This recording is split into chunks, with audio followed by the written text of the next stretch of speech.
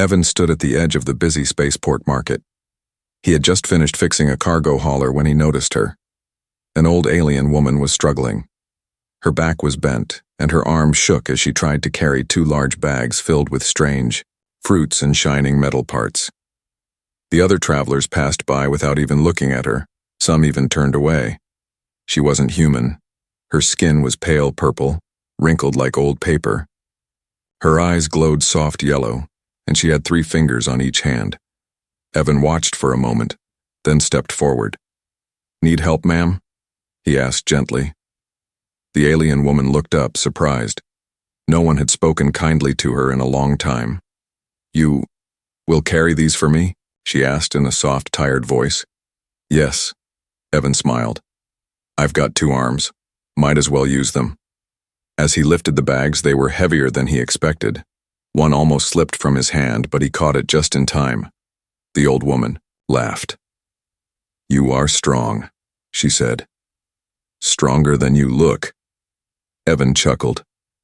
"I get that a lot." She began to walk slowly, and he followed. People stared. A few aliens whispered to each other, pointing. Evan didn't care. It was just helping someone. Nothing more. But the old woman smiled wider with every step.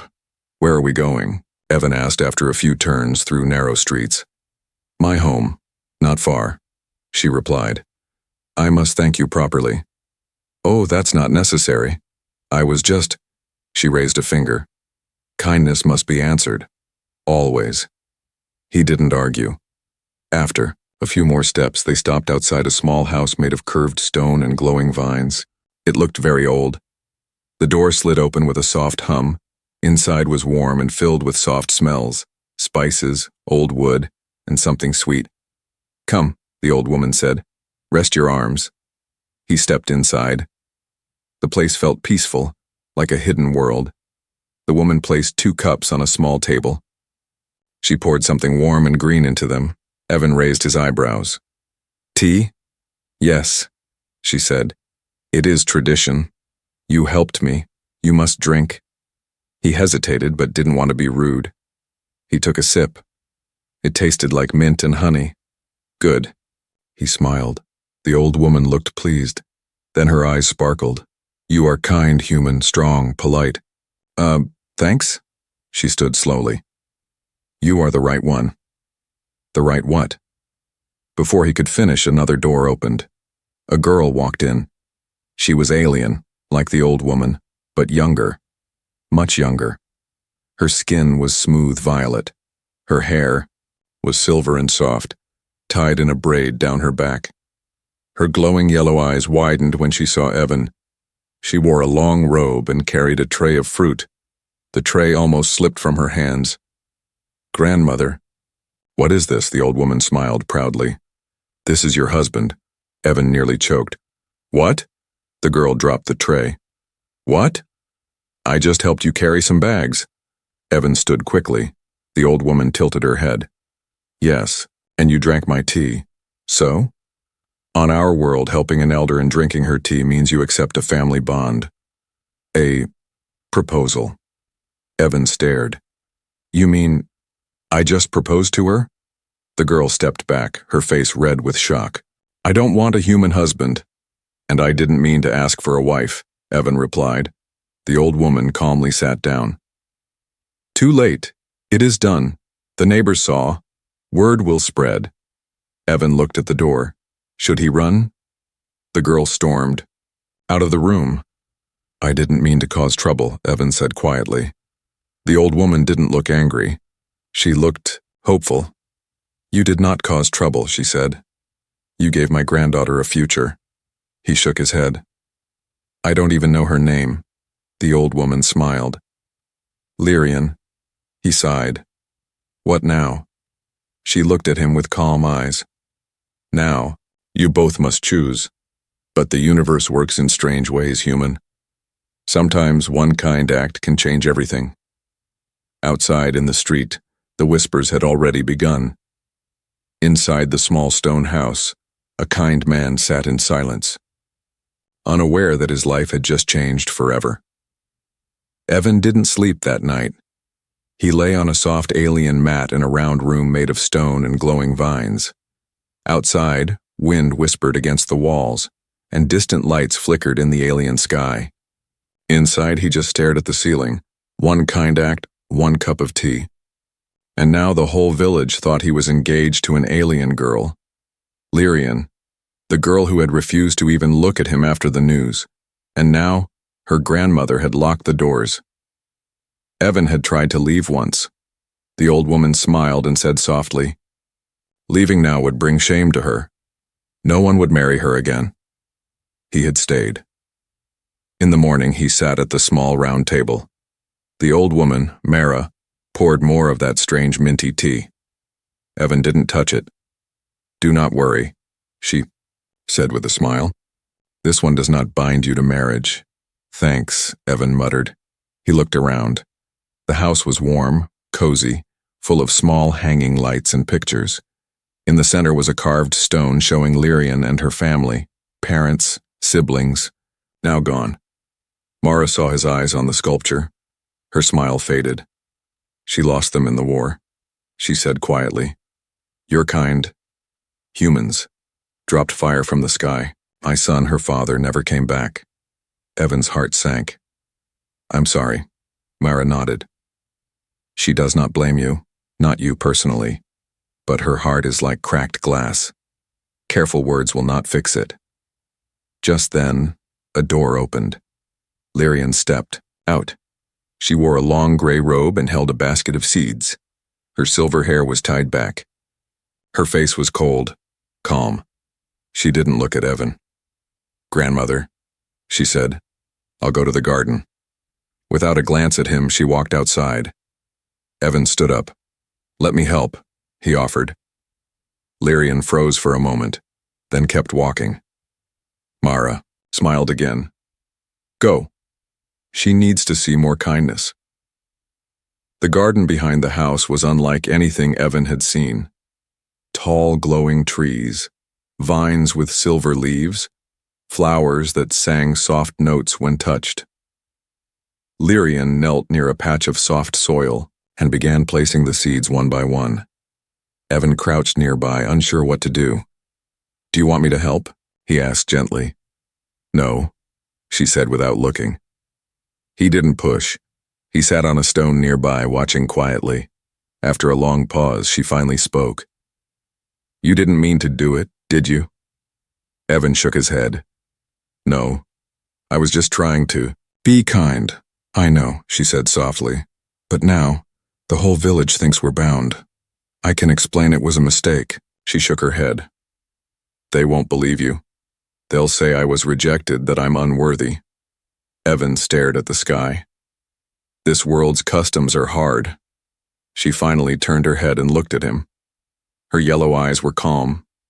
"Maybe, not that different," she said. "On your world, what happens to girls who are seen as rejected?" He didn't answer, because he understood. That night, Lyrian sat across from him at the table. She still didn't smile, but her voice was softer. "We'll pretend," she said, "just until things calm down. Then you can leave, they'll forget." Evan nodded slowly. "If that's what you want." She met his eyes, but no touching. He smiled. "Deal." Mara watched from the kitchen, a quiet smile on her face. She stirred a pot slowly and said nothing, but deep in her glowing eyes was a plan. Late that night, as the stars blinked above the village, Mara stepped outside. She moved slowly, leaning on a cane, and whispered to a shadow near the corner of the house. "He's kind," she said. "She just doesn't know yet that her heart still works." The shadow growled. "She'll hate me if she learns what I did," the voice replied. "She'll thank us one day," Mara said. "The old ways are forgotten, but kindness still matters." And from the dark, the plan continued. For 3 days they lived under one roof like two strangers. Lyrian didn't smile. Evan didn't ask her to. She worked in the garden. He helped fix broken tiles on the roof. They barely spoke, except when necessary. But the villagers talked. They walked past the little stone house, whispering, smiling, assuming the two were already a couple. He must be gentle, some said. She was lucky, others whispered. No one else would have taken her. Evan hated hearing that. Lyrian didn't react at all. One morning, Evan found a small bird outside the garden. Its wing was twisted, and it shook in pain. He lifted it gently and brought it into the house. "I'll make a splint," he said to Mara. "You care for the weak," the old alien woman said with a knowing smile. "That's rare in men." Evan shrugged. Pain is pain. Doesn't matter who or what it comes from. He didn't know Lyrian was watching from the hallway. She watched how gently he tied the tiny wing, how carefully he placed the bird in a soft bowl near the warm stove. She said nothing, but something softened inside her. Later that day, Lyrian brought him a folded cloth. "For your cut," she said. Evan blinked. "Cut?" She pointed to a small scrape on his arm. He hadn't even noticed it. He took the cloth. "Thanks." They both stood there, unsure what to say next. "You don't have to be kind," she said suddenly. Evan looked confused. "Why not?" "I'm not yours. I didn't promise you anything." Evan smiled gently. "I'm kind because I want to be, not because I expect something." Lyrian stared at him for a moment, then turned away. But her steps were slower than before. That night, Mara sat them both down at the table. "I'm going to the healer's camp tomorrow," she said. "Old bones need strong herbs." "Want me to come with you?" Evan offered. Mara waved her hand. "No, you stay. Lyrian will watch the house." After she left the room, Lyrian whispered, "She's testing us." "How so?" "She's leaving us alone. She wants to see if we fight, if I run." Evan nodded. "Then let's not fight." Lyrian looked at him sideways. "You're too calm." "Years of working with broken engines," Evan said with a grin. "You learn to breathe first." She almost smiled. Almost. The next morning, Lyrian found Evan in the garden again. He had planted a flower near the center, a human flower, a red rose. "What's that?" she asked. "A gift," he said. "Back home, it means respect." "Why not love?" she teased, then instantly looked embarrassed. Evan didn't laugh. He looked at her seriously. "Because respect comes first." Lyrian lowered her gaze. "You're strange for a human." "You're strange for an alien," he replied. They both laughed just a little. It was the first sound of joy between them. That afternoon, a visitor came, a tall alien male. Muscles like stone, armor on his chest, red eyes burning with jealousy. "Lyrian," he growled. "So this is the weak human?" Evan stood slowly. Lyrian stepped between them. "Go home, Kaleth," she said. "I made my choice." "You shamed me," the male snarled. "I will not forget." Then he looked at Evan.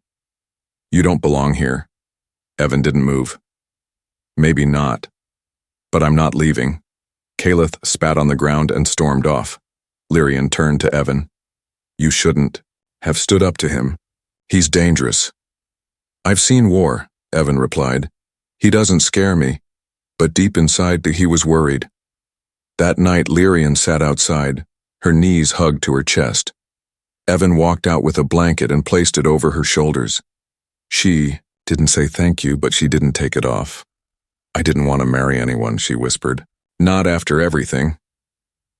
"I didn't want to marry a stranger either," Evan said softly. "But here we are." She looked up at the stars. "So, what do we do?" Evan looked at her. "I don't expect anything. Not love, not vows, but maybe we could be friends." She looked at him for a long time, then gave the smallest nod. "One step," she whispered. "Only one." Inside the house, the injured bird flapped its wing. Just a little. Just enough. The peaceful days didn't last. Lyrian had started to speak more. Sometimes she asked Evan questions about Earth.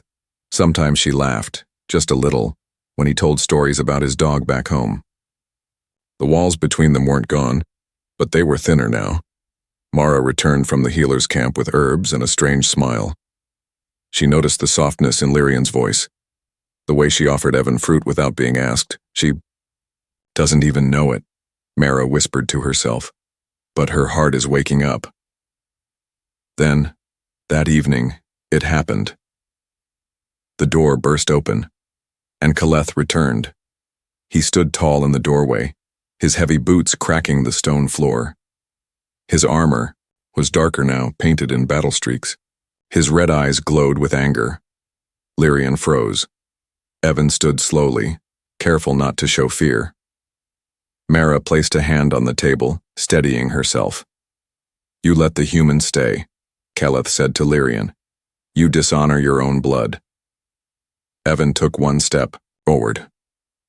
She made her choice. Kaleth's eyes burned into him. "You are weak. She deserves strength.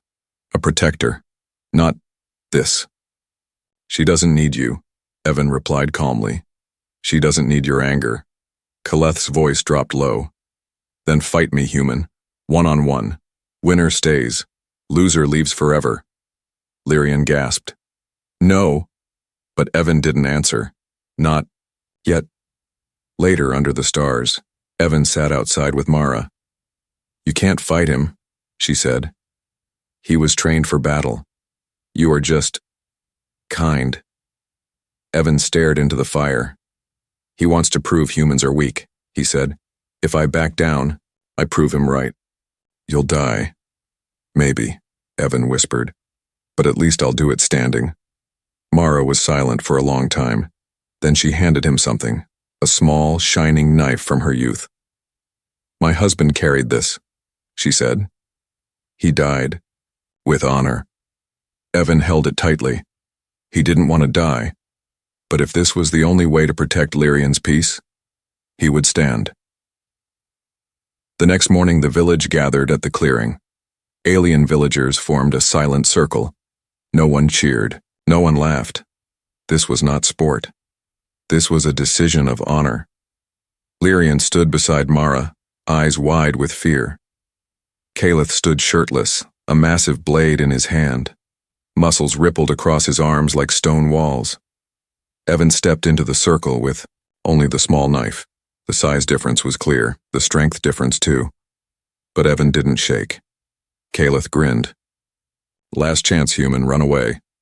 Evan looked at Lyrian, then said firmly, "No." Kaleth charged, fast, like a beast. Evan rolled to the side, barely dodging the first swing. The blade smashed into the dirt, sending dust into the air. The crowd gasped. Evan used the moment to jump back, breathing hard. He had no training, no plan, only one thought: don't let him win. Kaleth swung again, faster this time. Evan ducked, but the blade grazed his shoulder. Blood ran down his arm. Lyrian cried out. Evan didn't stop. He waited for one opening, one mistake. Then it came. Kaleth raised the blade for a heavy strike, but Evan stepped in, close, too close for a big swing. He slammed his elbow into Kaleth's face. The warrior stumbled. Evan used the tiny knife. One cut across Kaleth's leg. It wasn't deep, but it was enough. Kaleth roared in pain, swinging wildly. Evan was knocked to the ground. The blade came down. Lyrian screamed, but it didn't hit. Kaleth froze. Blood dripped from his own hand. Evan had stabbed upward at the last second. The knife was still stuck in Kaleth's palm. Silence filled the clearing. Then Kaleth dropped his weapon. He stepped back. "You fight like a beast," he said. "Not with power, but with heart." He turned and walked away, defeated. The crowd slowly left. Only Mara, Lyrian, and Evan remained. Evan stood, shaking, bloody. Lyrian rushed to him, catching his arm. "You idiot," she said softly. "Yeah," Evan whispered with a weak smile. "But I'm your idiot now." She didn't push him away. She didn't let go. That night, as Mara covered Evan's wounds, Lyrian brought water and clean cloth. She worked in silence, but with care. "You fought for me," she said. "I didn't want anyone to decide your life but you." he replied. Her voice dropped low. I didn't promise you anything. I know, he said. But maybe. She paused. Maybe I can promise to stay. Evan looked at her, and for the first time, she smiled. The wounds on Evan's body healed slowly, but the bond between him and Lyrian, it was healing even faster. She didn't say it. He didn't ask. But something had changed. She sat beside him now when he rested. She brought him food without a word. She watched his hands when he worked, curious, quiet, calm. One quiet morning while Mara was out picking herbs, Evan found Lyrian in the garden. She was kneeling near the rose bush he had planted days ago. It was blooming now, red petals wide and open. She was staring at it like it meant something. You know, Evan said softly, on Earth, this kind of flower is used in weddings. Lyrian blinked. So, you brought it for that reason? He laughed. No, I brought it because it reminded me of home. She smiled faintly. Still, it's blooming now. There was a long pause. Then she asked, would you have married me if you had the choice? Evan looked at her. I would have talked to you first, gotten to know you. But if I knew then what I know now. He paused. I wouldn't have walked away. Lyrian's fingers brushed the rose petals. She didn't say anything, but her eyes were soft. That evening, the villagers held a feast. Not for Evan, not for Lyrian, but for peace. The warrior Caliph had left the village, and now the elders wanted to celebrate the quiet. Evan didn't want to go. I'm not from here, he said, but Mara pushed him toward the door. That's exactly why you must go. So he went, and Lyrian walked beside him, not behind, not apart, but right next to him. At the feast, aliens from every corner of the village gathered around. Some nodded at Evan, some avoided eye contact, but no one insulted him. An elder raised a hand and said, this human bled for one of ours. That makes him part of our people. Evan bowed his head. Lyrian took a deep breath. Then she stood beside him and said, he is not my husband. Not yet. But he is someone I choose to protect, the villagers murmured. It was a strange phrase, but from her, it meant everything. Later, that night as stars filled the sky, Lyrian and Evan sat near the riverbank. She dipped her feet in the water, watching the ripples move. I've always been afraid of love, she said. Evan looked at her, surprised. My mother was promised to a man she didn't love. My sister, too. That's how our people work. Marriages are trades, tools. She paused. But I didn't want to be a tool. You're not, Evan said firmly. She nodded. I know. That's why I'm still here.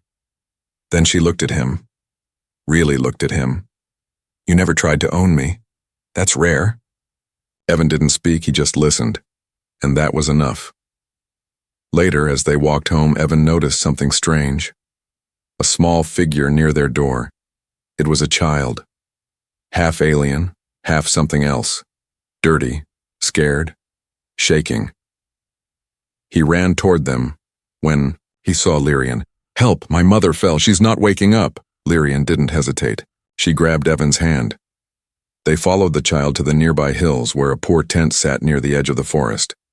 Inside was a sick alien woman, barely breathing. Evan rushed forward, checked her pulse. She's burning with fever. Without asking, Lyrian held the woman's hand. I know this sickness, she whispered. It spread in the camps years ago. Evan looked at her. Then let's save her. She nodded. Together they worked all night, making cold cloths, boiling herbs, feeding water drop by drop. By sunrise, the woman opened her eyes. The child wept, and Lyrian held his head in her lap. You're safe now, she said softly. As they walked home, Evan turned to her. You were amazing. Lyrian looked down. No, she said. You gave me the strength. You reminded me who I was. Then she reached for his hand. And this time, she didn't let go. That night, the stars above the alien village burned brighter than usual, as if the whole sky had leaned in, waiting to witness something. Evan sat on the roof of the stone house, staring upward.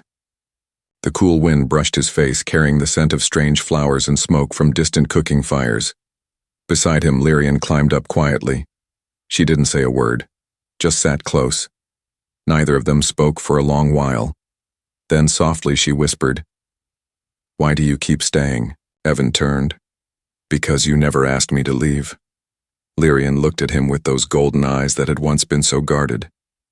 "I thought I would be alone forever," she said. "That my name would never be spoken with warmth. That no one would ever look at me with hope." Evan's voice was calm. "But I did." "You were not supposed to," she whispered. "I was not made for love. That's what I was told." He gently reached for her hand. "You were lied to." Down below, Mara watched them from the window. Her eyes were tired but full of light. She turned to her glowing orb communicator and whispered to an old friend across the stars. "She's healing. Slowly. He's not a soldier, but he's the strongest man I've ever seen." The voice on the other end chuckled. "Then maybe it's time." Mara smiled. "Soon, but not yet. Let the stars hear her vow first." Back on the rooftop, Lyrian was still holding Evan's hand. Gently, like it might break. "I don't know how to be someone's bondmate," she said. "I don't know what love is supposed to look like." Evan smiled. "There's no rule book. On my world, it means obedience. On yours?" He thought for a moment. "It means choosing each other, again and again, no matter how hard it gets." She looked at him, really looked at him. Then slowly, she took a pendant from around her neck. It was small, shaped like a crystal teardrop. She held it out to him. "This is my soul mark," she whispered. "Only given once. If you accept it, you can't return it." Evan stared at the glowing gem. He reached out and took it, gently wrapping his fingers around it. "I'd never give it back," he said. Lyrian leaned closer, her voice was trembling. "Then beneath these stars I vow, if I ever forget how to love, remind me. If I ever run, follow me. If I ever fall, catch me." Evan's eyes shone. "I vow to stand with you. In storms, in silence, in pain, in joy. You'll never be alone again."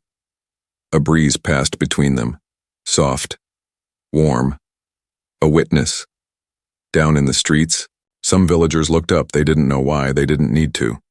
Something sacred was happening. Something ancient. Two souls, once lost, once broken, were binding without chains. Later that night, they returned inside. The house was quiet. Mara had already gone to bed. Evan sat near the fire, turning the soul mark crystal in his hand. Lyrian placed a blanket on his shoulders and sat beside him. "You should rest," he said. She smiled. "I'm not tired." Then, softly, she added, "Not when I'm finally at peace." He looked at her, and slowly, she rested her head on his shoulder. Not in fear, not in shame, but in quiet trust. Outside, the wind whispered through the trees. It had carried sorrow for so long. Now, it carried something else, a vow, a promise, a future. The first light of dawn painted the sky with gold. Evan stood on the edge of the field behind the house, holding a small cup of warm root tea. The village was still sleeping. The birds had not yet begun their songs. He wasn't alone. Lyrian stepped into the light barefoot, her long cloak trailing over the grass. Her eyes, touched by sleep, found him easily. "I always loved this time," she said softly. "When the night hasn't fully left and the day is still deciding what to be." Evan smiled. "It's quiet, peaceful." They stood together in silence. Then Lyrian said something unexpected. "I want to give you a name." Evan turned to her confused. "A name?" She nodded. In my culture, when someone becomes part of you, heart and soul, you give them a secret name, one only meant for those you trust with your life. Evan's chest tightened. And you want to give that to me? She looked down, shy. You already carry my soul, Mark, but I want you to have a name that binds you to me. Forever. She walked closer and took his hands in hers. The sunlight touched her face, making her eyes shimmer. Your name, she said slowly, is Saren. It means my shelter beneath the storm. Evan didn't speak. Couldn't. It hit deeper than any vow. He touched her face gently. And what do I call you? She leaned forward. You already do. When you look at me. The sound of footsteps broke the moment. Mara walked over, holding a small bundle. She looked at them, eyes bright. I heard the vow, she said. Lyrian blushed. You were supposed to be asleep. Mara chuckled. Old bones don't sleep through magic. She handed the bundle to Evan. Inside was a woven cloak, alien symbols stitched into the fabric. It is custom, she said. When two bond their spirits, they walk through the village wearing this. Let all see their choice. Evan looked at Lyrian. I didn't expect it would be like this. She smiled. Neither did I. But you stayed. And now, you are mine. And I am yours. Later that day, they walked through the village side by side, wearing the ceremonial cloak. Their hands never parted. Children whispered. Elders nodded. Some still didn't understand. But they all saw the truth. The human who came with nothing had won something no warrior ever had, an alien heart healed by love. At the edge of the square, the little boy they'd saved ran up and hugged Evan's leg. You're like my papa now, he said with a big grin. Lyrian knelt beside him. Then, that makes me your aunt. The child laughed and ran off. Evan leaned close. Aunt? Lyrian raised an eyebrow. One step at a time, Saren. That night, as stars returned to the sky, Evan and Lyrian sat by the fire. He rested his head on her lap while she combed his hair gently with her fingers. He whispered, Do you think we'll be okay? She smiled. We already are. Then as the fire crackled low, she sang, a soft song in her language, about pain, about finding light in dark places, and about a name, whispered in the quiet before sunrise, a name that meant home.